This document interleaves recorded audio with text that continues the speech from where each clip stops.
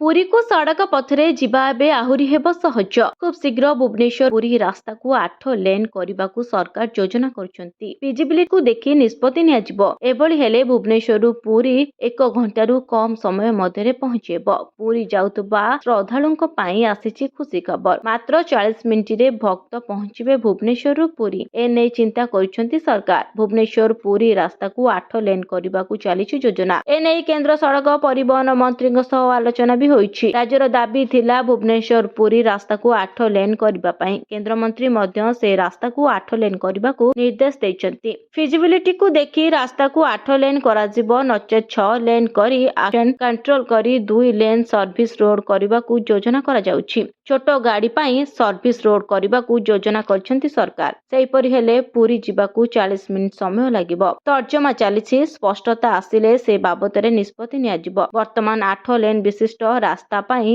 योजना होइछि। शनिवार दिन पूर्वोदय सम्मेलन में राज्यपाल कहिथिले राज्य रे सड़क भित्तिभूमि को सुदृढ़ करबा को पर्याप्त भित्तिभूमि रहिछि। सड़क भित्तिभूमि को सजाड़िबा को केंद्र 50,000 कोटी टंका मंजूर करिछि। केंद्र सड़क परिवहन मंत्री ओडिशा पई 1000 कोटी टंकार केंद्रीय सड़क भित्तिभूमि पांठी घोषणा करछंती। एबे केंद्रर सबुज संकेत परे फोकस रे रहिछि भुवनेश्वर पुरी और पिपिली कोणार्क रास्ता। पिपिली कोणार्क रास्ता को 4 लेन करबा को डीपीआर प्रस्तुति पई टेंडर भी आह्वान सरिछि। ब्यूरो रिपोर्ट, न्यूज दुनिया।